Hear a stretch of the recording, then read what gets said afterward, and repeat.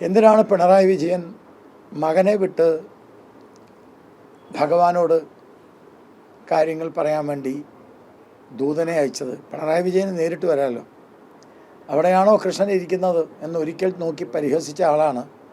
ഗുരുവായൂരമ്പലത്തിൻ്റെ നടയിൽ നിന്ന് കൃഷ്ണനെ പരിഹസിച്ച ആളാണ്. അപ്പോൾ എനിക്ക് തോന്നുന്നു കാലം ചെല്ലുന്തോറും കാര്യങ്ങൾക്ക് മാറ്റം വരും. അപ്പോൾ പിണറായി വിജയന് ഗുരുവായൂർ ക്ഷേത്രത്തിൽ വന്ന് സങ്കടം പറയണം, അല്ലെങ്കിൽ ഗുരുവായൂർ ക്ഷേത്രത്തിൽ വന്ന് കാര്യങ്ങളൊക്കെ ഭഗവാനോട് പറയണം എന്നുണ്ടെങ്കിൽ ദൂതനെ അയക്കുന്നതിന് പകരം പിണറായി വിജയന് സ്വാഗതം. പിണറായി വിജയൻ നേരിട്ട് വന്നിട്ടാണ് ഭഗവാനെ കാണേണ്ടത്.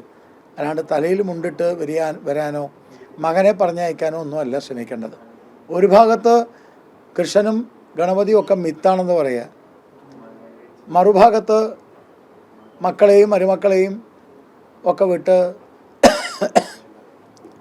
കാര്യങ്ങൾ പറയാൻ വേണ്ടിയിട്ട് അല്ലെങ്കിൽ പ്രാർത്ഥിക്കാൻ വേണ്ടി വിടുക. ഈ ഇരട്ടത്താപ്പ് ഇടതുപക്ഷ നേതൃത്വം അവസാനിപ്പിക്കണം. പിണറായി വിജയൻ്റെ മകനെ പോലും ഇത്തരം കാര്യങ്ങളിൽ അച്ഛൻ്റെ താല്പര്യം പറഞ്ഞ് മനസ്സിലാക്കാൻ കഴിയില്ലെങ്കിൽ പിന്നെ നാട്ടുകാരോട് മിത്തെന്ന് പറഞ്ഞ് നാട്ടുകാരെ ഇങ്ങനെ കൺഫ്യൂഷനിലാക്കേണ്ട കാര്യമില്ല. അതുകൊണ്ടാണ് ഞാൻ പറഞ്ഞത്, മിത്തെന്നൊക്കെ പറഞ്ഞത് ഇതുവരെ പറഞ്ഞതെല്ലാം തെറ്റ് എന്ന് പരസ്യമായി പറഞ്ഞുകൊണ്ട് പിണറായി വിജയൻ നേരിട്ട് ക്ഷേത്രത്തിൽ വന്ന് ദർശനം നടത്തുന്നതാണ് നല്ലത് എന്നാണ് എൻ്റെ അഭിപ്രായം.